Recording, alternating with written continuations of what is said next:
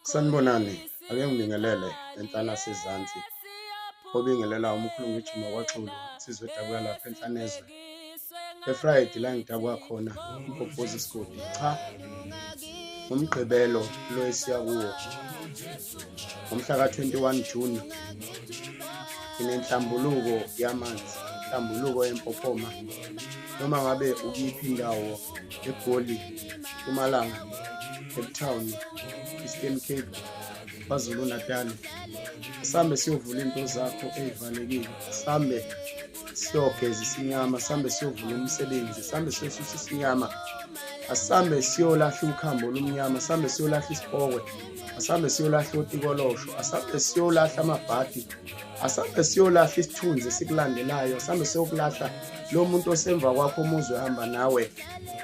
lingakushike leli thuba alandele ba